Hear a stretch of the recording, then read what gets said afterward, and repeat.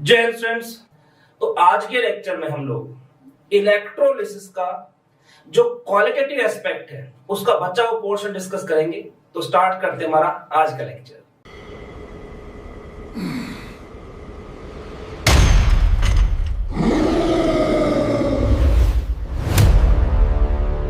देखिए स्टूडेंट्स, अब हम लोग बात करेंगे केस 4 की।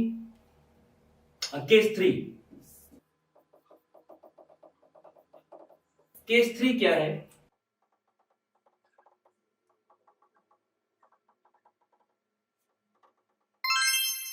इसमें हम लोग एक्वस NaCl का इलेक्ट्रोलिसिस करते हैं, सिल्वर इलेक्ट्रोड का यूज करते हैं। हमेशा ध्यान रखो, मैंने पॉइंट इसलिए लिख रखे, जब भी आप इस तरह क्वेश्चंस को सोल्व करते हैं सबसे पहले पॉइंट्स आपके माइंड में आने चाहिए। तो इसमें एक बात लिखी हुई है लास्ट में, if electrode is attackable then electrode will show oxidation of its own metal atoms into metal ions. It does not matter what is the electrolyte. अब इसमें क्या हमारे पास सिल्वर इलेक्ट्रोड, ये रहा, और सिल्वर इलेक्ट्रोड कैसी होती है? अटैकेबल। तो ये इलेक्ट्रोड अपने ही मेटल एटम में क्या करेगी? ऑक्सीडेशन शो करेगी। तो इसमें देखिए क्या कुछ होता है।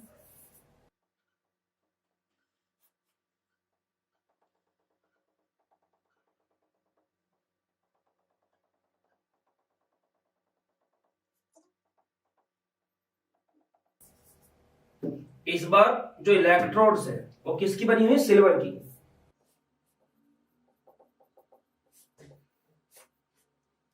एक बैटरी के पॉजिटिव टर्मिनल जुड़े और दूसरी आपके नेगेटिव टर्मिनल्स। हमने जो इलेक्ट्रोलाइट के तौर पर बीच में केमिकल भरा हुआ है वो केमिकल हमारा एक्वस NaCl। तो जैसे इलेक्ट्रिसिटी पास होगी ये कैसे टूटेगा? ये डिकम्पोज होगा Na+Cl- में, कुछ वाटर मॉलिक्यूल टूटेंगे, डिकम्पोज हो जाएंगे, और ये हमारा वाटर मॉलिक्यूल है। तो नेगेटिवली चार्ज इलेक्ट्रोड की तरफ Na+, H+ और H2 ये तीनों मूव करेंगे। ठीक इसी तरह से पॉजिटिवली चार्ज इलेक्ट्रोड की तरफ Cl-, OH- और H2 ये तीनों मूव करेंगे, है ना। तो इनमें से किसका डिस्चार्ज पोटेंशियल लोअर होगा? आपका Cl- का अगर डिस्चार्ज पोटेंशियल लोअर होगा तो यहां पे क्या होगा? ये इसकी तरफ जाएगा। जब इसकी तरफ जाएगा तो एनोड पे क्या होगा?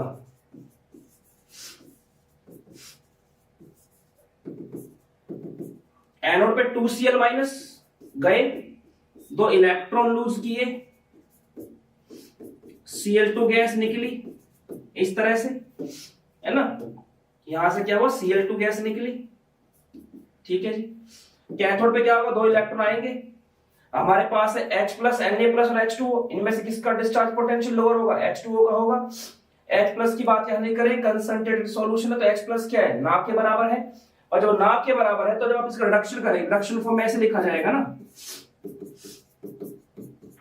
तो कंसंट्रेशन रिएक्टेंट में आएगा। तो ई सेल क्या है हमारे पास? ई सेल आपका E cell is equals to E not cell minus 0.0591 divided by n log concentration of product, concentration of reactant कौन से? आयनिक टर्म वाले। तो ये कहां रहा? रिएक्टेंट वाले में, क्योंकि ना के बराबर होगा, क्योंकि कंसंट्रेटेड सॉल्यूशन है। तो वैसे H2 कम है, H2 कम है, ऊपर से H+N होते कितने हैं? उसमें से ना के बराबर टूटते 10 लाख में इसको एक मॉलिक्यूल टूटता है।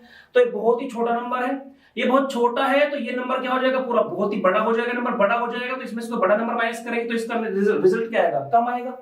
तो जिसका reduction potential, standard reduction potential lower हो जाएगा, कम हो जाएगा, उसको हम प्रेफरेंस नहीं देंगे। कैथोड पे लिखा हुआ है, ये लिखा होगा कहीं, देखिए, हाँ, high value of SOP will prefer for oxidation और high value of SRP will prefer for reduction at cathode. तो इसमें किसको प्रेफरेंस मिलेगी? इसमें H2O को मिलेगी। जब H2O यहां पे जाएगा तो हम पता रिडक्शन की फॉर्म में लिखा जाता है तो कैसे लिखते हैं? 2H2O plus 2 electrons gives you H2 plus 2OH। तो ये हम लोग उम्मीद करते हैं, ठीक है, और यही चीज गलत है। यही चीज गलत है। देखो क्यों, जरा समझ रहे इस चीज को। सबसे पहली बात तो आपको ये समझना होगा कि हमारे पास जो इलेक्ट्रोड है वो अटैकेबल है। अब क्योंकि इलेक्ट्रोड अटैकेबल है तो वो अपने ही मेटल एटम क्या करेगी, ऑक्सीडेशन करेगी। जब अपने ही मेटल एटम का ऑक्सीडेशन करेगी तो एनोड पे क्या होगा, जो सिल्वर मेटल है हमारे पास Ag सॉलिड, वो इलेक्ट्रॉन लूज करेगी और इस तरह से कन्वर्ट होगी। ठीक है, सॉलिड से कहां चले जाएगी, एक्वा सॉल्यूशन के अंदर। ठीक है जी। कैथोड पे क्या होगा, अब समझना जरा खेल को। जब स्टार्टिंग मैंने इसमें लिखा है ना, इसमें कहीं भी Ag प्लस है ही नहीं, Ag प्लस है ही नहीं इसके अंदर। अब क्या है, अब Ag प्लस यहां से टूट टूट के आना स्टार्ट हुआ है। अब मेरे पास सॉल्यूशन में क्या है, Ag प्लस है, H2O है, Cl माइनस है, सॉरी Na प्लस है, H प्लस है, H2 और Ag प्लस है। अब इनकी बात करेंगे हम लोग। अब ये लगाएंगे दौड़ किसकी तरफ, आपके कैथोड की तरफ दौड़ लगाएंगे। तो क्यों मैंने ऐसा लिखा कि हमें पहले एनोड को लिखना होता है टू अवॉइड मिस्टेक, क्योंकि अगर मैं पहले कैथोड को लिखता तो बात को समझना, जब मैं कैथोड को लिखूंगा पहले तो मैंने एनोड की बात ही नहीं की है, तो ये यहां पे टूट के आएगा ही नहीं। जब मैं एनोड को पहले देखूंगा तभी तो पता चलेगा कि एक्वस सॉल्यूशन में क्या आ गया, Ag प्लस आ गया है। सीधा मानो कि इसको दिखाओ ना, मैं एनोड सीधा कैथोड के बारे में सोचना स्टार्ट करूं तो मैं किसके बारे में सोचूंगा कि माइनस की तरफ Na प्लस H प्लस और H2 प्लस कौन सा जा रहा होगा, क्योंकि Ag प्लस है ही नहीं उसके अंदर। जब मैंने एनोड की रिएक्शन लिखी तब मुझे पता चला अच्छा सॉल्यूशन में Ag प्लस भी आएगा। अब क्या होगा, अब मैं देखूंगा Ag plus Na plus H plus और आपका H2 प्लस कौन सा जाएगा, इनकी वैल्यू देख लो। ये आपका माइनस का 2.71 होता है शायद, इसकी एसआरपी की वैल्यू होती है माइनस का 2.71 वोल्ट। सोडियम की बात करो तो हाँ जी बिल्कुल सही है। जो Ag है इसकी एसआरपी की वैल्यू होती है 0.8 वोल्ट, 0.80 के आसपास होगी Ag प्लस, हाँ 0.80 के आसपास होती है। ठीक है, और जो हमारा रिडक्शन की फॉर्म में ये होता है इसका 0.83 वोल्ट है। अगर मैं इसका वो डाल दूं, थोड़ा सा एसआरपी वैल्यू ऐड कर दूं, तब भी क्या रहेगा, वो नेगेटिव रहेगा, पॉजिटिव तो होगा नहीं। तो इन तीनों में से किसका स्टैंडर्ड रिडक्शन पोटेंशियल किसका सबसे ज्यादा होगा, Ag प्लस का। तो इसमें कैथोड की तरफ भी कौन जाएगा, आपका Ag प्लस ही जाएगा। तो जो सॉल्यूशन में Ag प्लस आया है वो Ag प्लस कहां पे जाना स्टार्ट हो जाएगा, वो इलेक्ट्रॉन लेके आपका कैथोड पर डिपॉजिट होना स्टार्ट हो जाएगा। ओवरऑल रिएक्शन क्या रहेगी, इलेक्ट्रॉन से इलेक्ट्रॉन, Ag प्लस से Ag प्लस कट गया। आपको इससे भी इसको काट दो, नहीं फर्क है।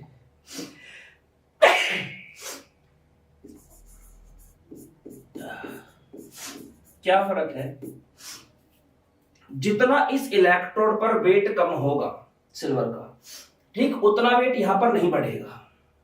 क्यों, ये जो सिल्वर के आप इलेक्ट्रोड देख रहे हैं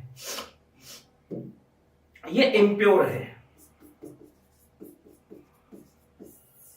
और ये वाली क्या है, प्योर है।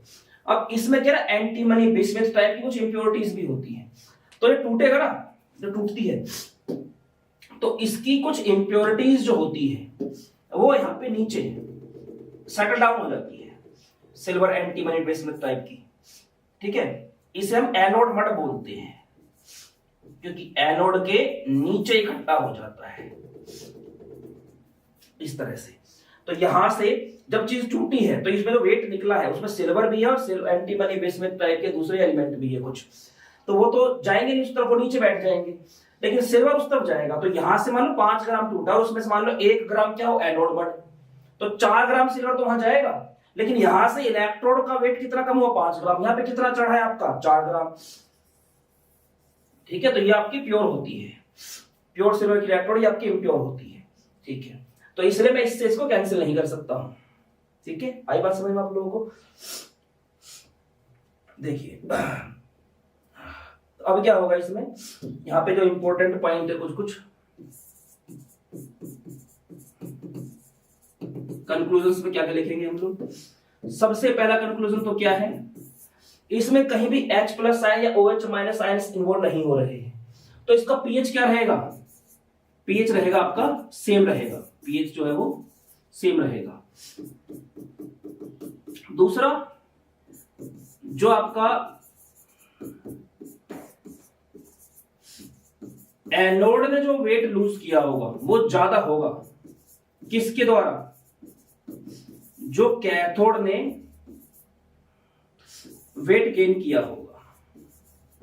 और इस मेथड को क्या बोलते हैं, इस मेथड को बोलते हैं इलेक्ट्रो रिफाइनिंग। इसे क्या बोला जाता है, इलेक्ट्रो रिफाइनिंग मेथड बोला जाता है।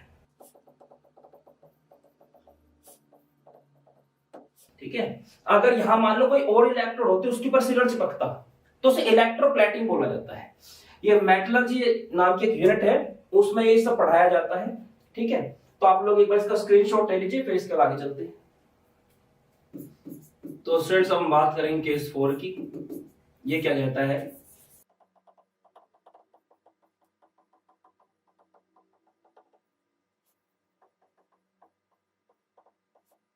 ये कहता है एक्वस CaSO4 सॉल्यूशन है, उसका इलेक्ट्रोलिसिस करना है। और कैसे करना है कि एनोड के तौर पर तो आप लेंगे सिल्वर की इलेक्ट्रोड को और कैथोड के तौर पर आप लेंगे कॉपर के इलेक्ट्रोड को। तो देखिए क्या होता है,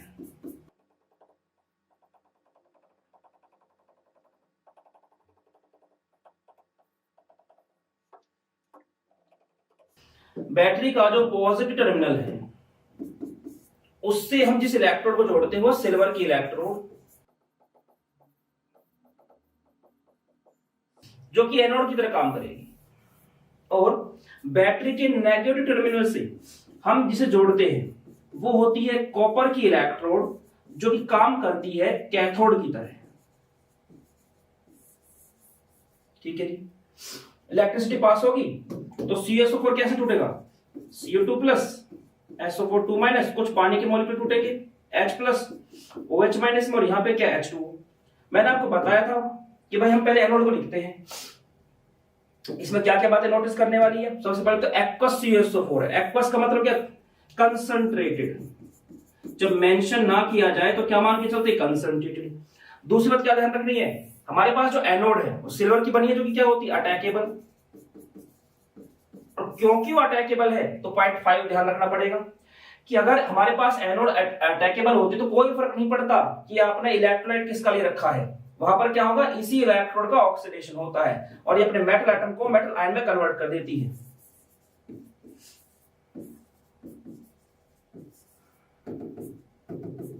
ठीक है, तो यहां पे क्या होगा, ये जो सिल्वर की इलेक्ट्रोड आप देख रहे हैं ये टूट के Ag प्लस आयन में कन्वर्ट होनी स्टार्ट हो जाएगी। यहां से हमारे पास सिल्वर टूटेगा और Ag प्लस आयन के तौर पे इलेक्ट्रोलाइट के इस घोल में शामिल होना स्टार्ट हो जाएगा। अब क्या है, हमारे पास ऑक्सीडेशन किसका हुआ, सिल्वर की इलेक्ट्रोड का, और ये किस में गया, Ag प्लस में। ठीक है जी, अब हमारे पास जो कटायंस हैं जो कि नेगेटिवली चार्ज इलेक्ट्रोड मतलब कैथोड की तरफ जाने की कोशिश कर सकते हैं, Cu प्लस हो गया, H प्लस हो गया, वाटर मॉलिक्यूल हो गया, और साथ में क्या है, Ag प्लस। अगर मैं इनकी SRP की वैल्यूज की बात करूं तो क्या क्या होती है, देखिए जो CO2 प्लस आप देख रहे हैं इसकी SRP की वैल्यू होती है प्लस का 0.34 वोल्ट। H2O की जो है ये रही SRP की वैल्यू, ठीक है, नेगेटिव में रहेगी।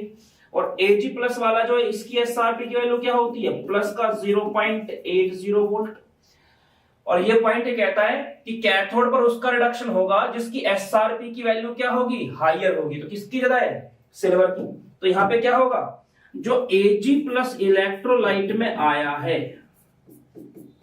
उसी का रिडक्शन होगा। और अब जो कॉपर के इलेक्ट्रोड आप देख रहे हैं, इस कॉपर के इलेक्ट्रोड के ऊपर सिल्वर जो है वो चढ़ना स्टार्ट हो जाएगा, सिल्वर चढ़ना स्टार्ट हो जाएगा।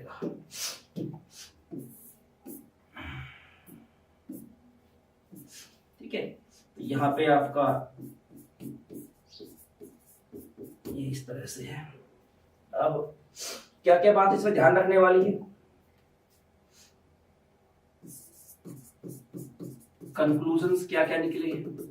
सबसे पहली बात तो इसमें भी कोई H प्लस साइन या OH माइनस इन्वॉल्व नहीं हो रहा है ओवरऑल रिएक्शन में यहां पे कहीं भी। तो इसका मतलब क्या, इसका पीएच भी क्या रहेगा, इसका पीएच आपका कांस्टेंट बना रहेगा। दूसरी चीज, ये प्रोसेस जो होता है ना, जिसमें मेटल इलेक्ट्रोड किसी और एलिमेंट की, तो उसके ऊपर कोई और एलिमेंट चढ़ा दिया गया, इसे बोलते हैं इलेक्ट्रोप्लेटिंग। ये प्रोसेस क्या कहलाता है, इलेक्ट्रोप्लेटिंग। और आपने देखा होगा घरों में जो चांदी के बर्तन होते हैं वो इसी तरह से होते हैं कि जो हमारे पास कॉपर होता है उस पर क्या है, सिल्वर की सिर्फ एक परत चढ़ाई जाती है, एक वक्र चढ़ाया जाता है, चांदी का पूरा बर्तन नहीं होता है वो नॉर्मली। तीसरा, इसमें CO2 प्लस आयन की कंसंट्रेशन क्या रहेगी, कांस्टेंट बनी रहेगी, क्योंकि उसमें कोई चेंज नहीं आ रहा है, कहीं भी इन्वॉल्व नहीं हो रही है। तो इसकी जो कंसंट्रेशन है, ये कंसंट्रेशन का साइन होता है, ये वाला ब्रैकेट जो होता है, ये क्या रहेगी, ये सेम रहेगी। ठीक है, तो इसका स्क्रीनशॉट ले लीजिए, फिर आगे चलते हैं। देखिए स्टूडेंट्स, नेक्स्ट केस डिस्कस करते हैं। केस नंबर 5 है शायद।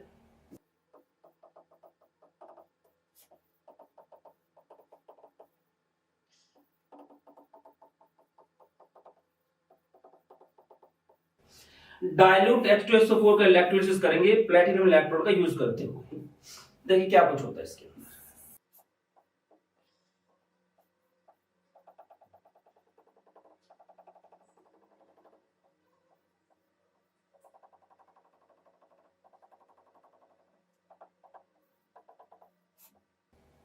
दोनों इलेक्ट्रोड्स हमारी प्लेटिनम की बनी हुई है, बीच में हमने H2SO4 भरा हुआ है, मतलब डाइल्यूट H2SO4 है, मतलब H2SO4 क्या ना के बराबर है बिल्कुल। अब यहां पर कुछ चीज समझनी होगी आपको। इलेक्ट्रिसिटी पास होगी तो जो थोड़ा बहुत H2SO4 है ना के बराबर, वो H प्लस HSO4 माइनस में टूटेगा। कुछ पानी के मॉलिक्यूल डिकम्पोज होंगे H प्लस और OH माइनस में, हमारे पास वाटर का मॉलिक्यूल है। पहली रेस लगती है हमारी एनोड की तरफ जो कि पॉजिटिवली चार्ज है, तो उस तरफ कौन कौन जाएगा, HSO4 minus, OH minus, H2। ये तीनों भागेंगे एनोड की तरफ, और जो कैथोड की तरफ भागने वालों में से होंगे वो क्या होंगे, H प्लस और H2, ये दोनों। तो अब देखिए जरा समझना चीज को, क्योंकि ये डाइल्यूट H2SO4 है, ना के बराबर है मेरे पास जो H2SO4 है, तो जो हमारा अनायन होता है, जब मैं इसका ऑक्सीडेशन करूंगा तो इलेक्ट्रॉन लूज करेगा ना, तो हमारे पास यहां इस तरफ न्यूट्रल स्पीसी होगी और इस तरफ क्या होंगे, सॉरी इधर इलेक्ट्रॉन, यहां पे क्या HSO4 माइनस।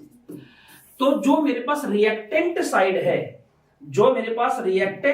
है उसकी तरफ अनायन होगा। हमारे पास जो नस्ट इक्वेशन का फॉर्मूला होता है क्या होता है, E cell is equals to E not cell minus 0.0591 divided by n log, हमारे पास जो भी कंसंट्रेशन टर्म दिखा रखी है, प्रोडक्ट की तरफ जो आयनिक टर्म होती है या जो रिएक्टेंट की तरफ आयनिक टर्म होती है। ठीक है, अब यहां पे क्या है, प्रोडक्ट तरफ तो न्यूट्रल रहेगा, रिएक्टेंट वाली आयनिक टर्म आएगी, और ये क्या ना के बराबर है क्योंकि डाइल्यूट है। डाइल्यूट मतलब क्या, ना के बराबर लिया गया है, तो ये नंबर क्या होगा, वेरी स्मॉल। जब डिनोमिनेटर बहुत छोटा हो जाएगा तो ये नंबर क्या होगा, बड़ा होगा, और ई नोट सेल में से बड़ा नंबर माइनस करेंगे तो नेट रिजल्ट क्या बचेगा, वो छोटा रहेगा। तो इसकी एसओपी की वैल्यू क्या रहेगी, काफी छोटी रहेगी। इसकी एसओपी की वैल्यू क्या, काफी छोटी हो जाएगी। उसके मुकाबले H2 क्या है, H2 मैक्सिमम H2 है इसके अंदर, देखो डाइल्यूट ना के बराबर है, और H प्लस और OH माइनस में क्या है, 10 लाख में से एक मॉलिक्यूल टूटता पानी का, तो इस मैक्सिमम क्या रहेगा हमारे पास, H2 रहेगा। तो H2 का क्या होगा, यहाँ पे ऑक्सीडेशन होगा। इसी की एसओपी की वैल्यू क्या करेगी, डोमिनेट करेगी, ज्यादा होगी। तो हमारे पास यहां पे क्या होगा, H2 का ऑक्सीडेशन होगा, और ऑक्सीडेशन जब होता है तो अब ये लिखते हैं 2H2 gives you O2 plus 4H plus ion. एक मिनट रुकना,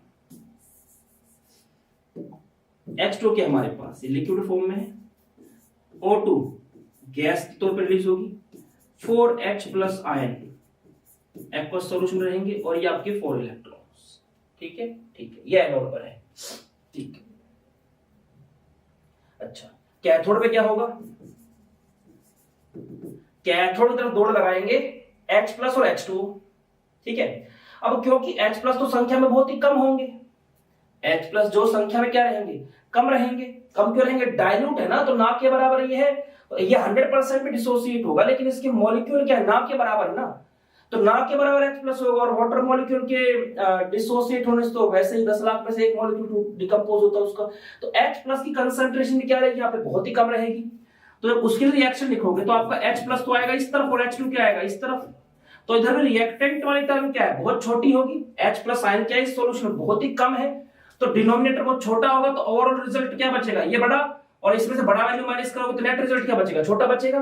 तो इसलिए H प्लस वाली जो वैल्यू रहेगी वो भी क्या रहेगी, कम रहेगी H2O के मुकाबले। अब H2O में क्या होगा, इस H2O का रिडक्शन होगा, कहा गया ये रहा 2H2O जो कि लिक्विड फॉर्म में है, प्लस में 2 electrons gives you H2 plus 2OH minus. Electron अगर बैलेंस करने हैं, हम इलेक्ट्रॉन बैलेंस करते तो क्या होगा, इस रिएक्शन की आप 2 से मल्टीप्लाई कर देंगे, ठीक है, ठीक है। तो हमारे पास जो नेट रिजल्ट बचेगा उसमें क्या होगा, हमारे पास लिख ही देता हूं बल्कि मैं, कहीं कंफ्यूजन ना हो। यहां पे 4 कर देते हैं, यहां पे 4 कर देते हैं, यहां पे 2 और यहां पे 4 कर देते हैं।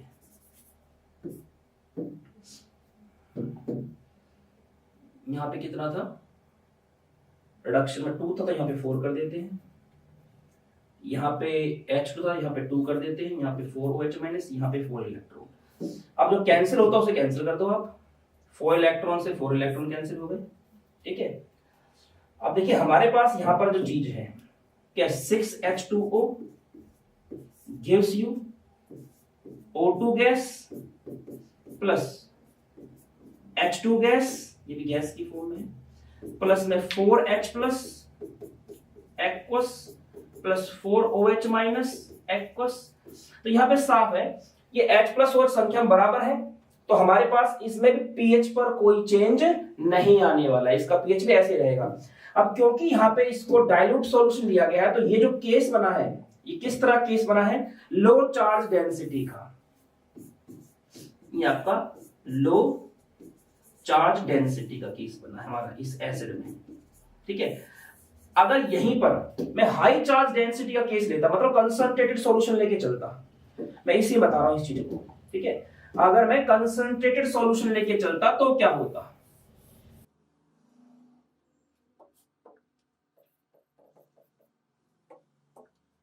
In case of high charge density,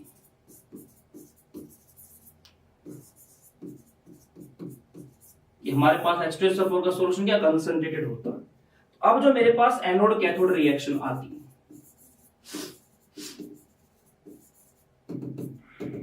देखो H2SO4 एक स्ट्रॉन्ग एसिड होता है, तो मैं उसको ज्यादा अमाउंट में, मतलब इस बार क्या है, इस बार आपका पानी ना के बराबर है, ठीक है। तो वो जब डिकम्पोज होता, वो टूटता H प्लस और HSO4 माइनस में टूटता हो, H प्लस और HSO4 माइनस में। तो हमारे पास अब जो अनायन होते वो क्या क्या होते, एक तो होता है HSO4 माइनस, पानी कुछ मॉलिक्यूल टूटते OH माइनस और H2O। इस बार HSO4 माइनस क्या है, काफी ज्यादा है, काफी ज्यादा। तो अब की बार जब मैं इसको लिखूंगा, आपका ये ऑक्सीडेशन शो करेगा, हाँ ये आपका रिएक्टेंट साइड पे लिखा था HSO4 माइनस, अभी मैंने बताया था, फिर यहाँ पे न्यूट्रल बन जाती स्पीसी, तो रिएक्टेंट में आ गया नहीं। तो इस बार रिएक्टेंट क्या काफी बड़ा है, क्योंकि मैंने क्या लिया, कंसंट्रेटेड सॉल्यूशन लिया। तो जब आपके वो ऑलमोस्ट 100% टूटता है H2SO4, तो बहुत ज्यादा संख्या में क्या होंगे H प्लस और HSO4 माइनस। तो HSO4 माइनस की कंसंट्रेशन काफी ज्यादा है, तो जब डिनोमिनेटर काफी बड़ा होगा तो ये नंबर क्या होगा, छोटा होगा बहुत ही। जब इसमें छोटा नंबर माइनस करेंगे तो नेट रिजल्ट क्या आएगा, बड़ा आएगा। तो इस बार HSO4 माइनस जो है इसका होगा ऑक्सीडेशन,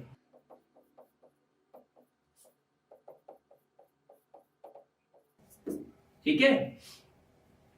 और ये है क्या, क्या बोलते हैं इसको, इसका नाम होता है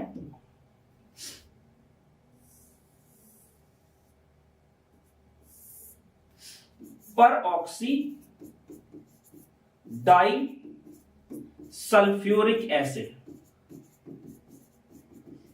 जो कि मार्शल एसिड के नाम से भी फेमस है। मार्शल एसिड कह लो या परऑक्सी डाइसल्फ्यूरिक एसिड, ठीक है, ये बनता है। कैथोड पे क्या रहा हमारे पास, भाई हमारे पास भर भर के H प्लस आयन है। अब क्या हमारे पास बहुत ज्यादा H प्लस आयन है, कंसंट्रेटेड सॉल्यूशन है, तो उसका क्या होगा, उसका ऑक्सीडेशन हो जाएगा।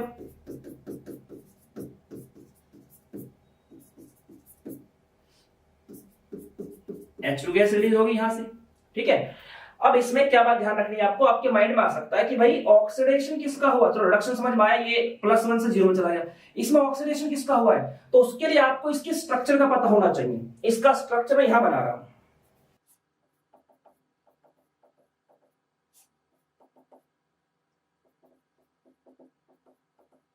ये इसका स्ट्रक्चर होता है। अब इसमें क्या है, सल्फर का कुछ नहीं हुआ है, सल्फर आपका +6 ऑक्सीडेशन स्टेट के अंदर ही है, ठीक है। लेकिन जो ऑक्सीजन है जब ये ऐसे था,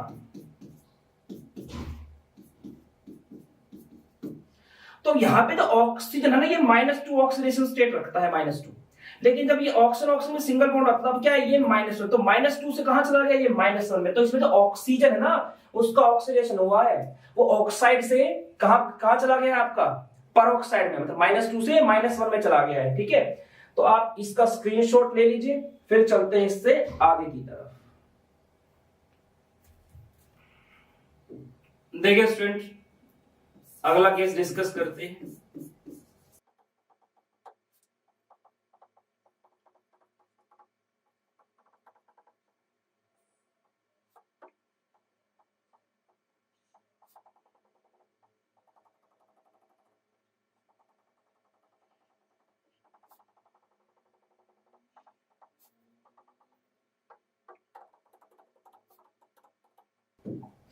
सोडियम एसिटेट क्या होता है,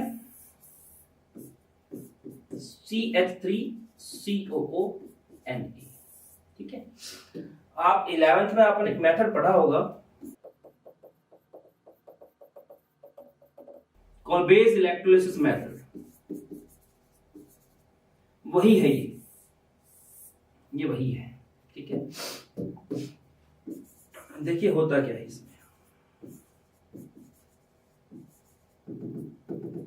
एक चीज ध्यान रखना, अगर कहीं भी कोई गैस ट्रैप है और गैस निकल सकती है तो जरूर निकलती है वहां पे। जैसे मैं आपको बताऊं, हम पढ़ते हैं ΔG = ΔH - T ΔS, है ना। ΔG नेगेटिव हो, जितना नेगेटिव होगा उतना स्पॉन्टेनिटी, मतलब मैं कहूंगा कि ΔG नेगेटिव होना चाहिए, ठीक है। जितना नेगेटिव होगा रिएक्शन की स्पॉन्टेनिटी के चांस बढ़ते चले जाएंगे उतना ही। तो अगर किसी की एंट्रोपी बढ़ जाए तो ये पूरा फैक्टर काफी बड़ा हो जाएगा, और इसका माइनस साइन है तो नेट रिजल्ट क्या है, नेगेटिव वाले चांस बढ़ जाएंगे। और गैसेस जो होते हैं, गैस के मॉलिक्यूल्स की जो रैंडमनेस होती है, जो उनकी एंट्रोपी होती है, वो क्या होती है, काफी ज्यादा होती है सॉलिड और लिक्विड के मुकाबले, ठीक है। तो इसमें भी यही खेल होना है।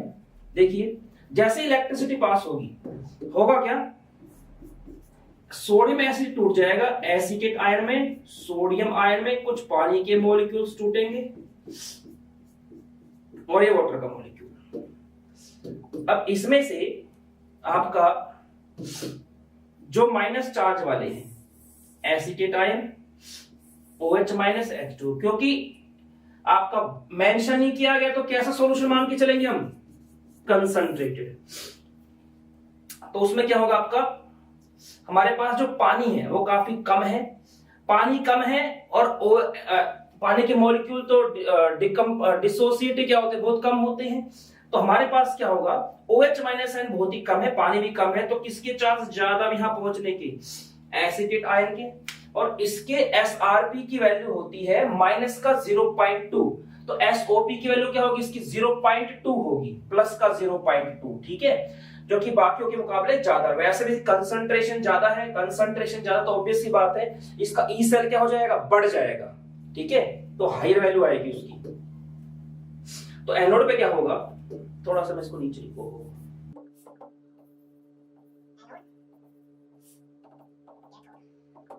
एनोड पे क्या होगा, हमारे पास ये है एसीटेट आयन, ठीक, ये अपना एक इलेक्ट्रॉन लूज करता है और कन्वर्ट हो जाता है रेडिकल के अंदर,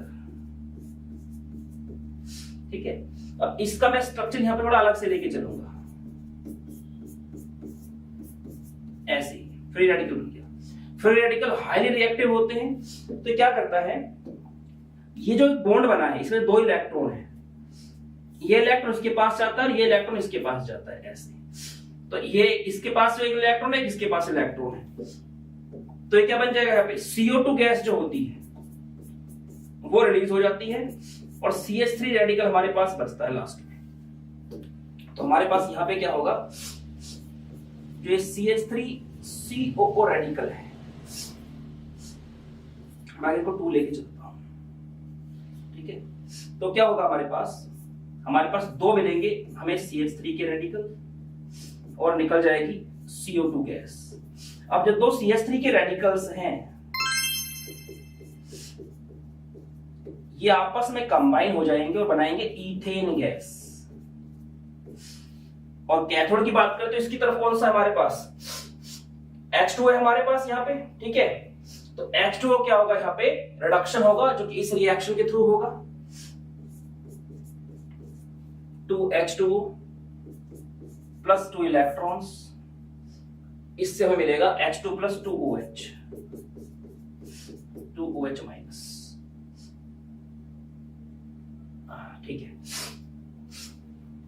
अब यहां से क्वेश्चन बन सकता है जो कि आपका क्वांटिटेटिव एनालिसिस में बन सकता है। देखो वो क्या बनेगा, इसमें 3 तरह गैस रिलीज हो रही है, CO2, ईथेन और हाइड्रोजन, ठीक है। इलेक्ट्रॉन बैलेंस में 2 इलेक्ट्रॉन कट जाएंगे ओवरऑल में। तो हमारे पास में क्या चीज नोटिस करने वाली है कि इनकी इसकी जो गैस रिलीज हो रही है उनके स्टोइचोमेट्रिक कोएफिशिएंट देखो, CO2 ratio ethane ratio H2, CO2 के लिए आ रहा है 2 है इसका स्टोइचोमेट्रिक कोएफिशिएंट बैलेंस केमिकल रिएक्शन में, ईथेन का 1 ही है, H2 का 1 ही है। तो मतलब इसमें जो 3 गैस रिलीज हो रही है उसमें मैं कह सकता हूं H2 और ईथेन जितनी रिलीज होगी उसकी डबल क्या होगी, आपकी CO2 गैस रिलीज होगी, तो इसका स्टोइचोमेट्रिक कोएफिशिएंट इसके मुकाबले डबल है। दूसरी बात क्या ध्यान देने वाली है, इसमें जो चीज फॉर्म हो रही है वो क्या आपका OH माइनस आयन है, ठीक है। और OH माइनस आयन बढ़ने का मतलब क्या होता है कि इसका pH वैल्यू बढ़ती चली जाएगी। जब pH वैल्यू से याद है पिछले कोर्स में शायद मैंने pH वैल्यू की बात नहीं की है, तो उसकी बात कर लेते हैं एक बार। हमारे पास जो अभी मैंने H2SO4 का केस डिस्कस किया था, इसका स्क्रीनशॉट आप ले लेना बेशक।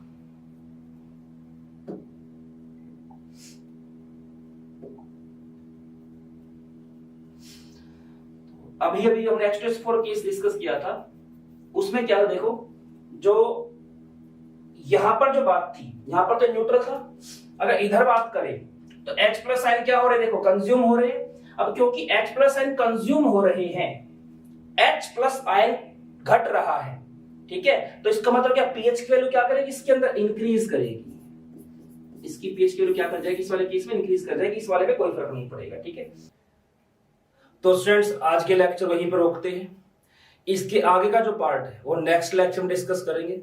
तब तक जितना हो सकता है ज्ञान बटोरते रहिए, अपने टीचर्स का सम्मान कीजिए। मिलते हैं नेक्स्ट लेक्चर में, तब तक फिजिकली, मेंटली और स्पिरिचुअली तगड़े होने में ध्यान दीजिए। जय हिंद।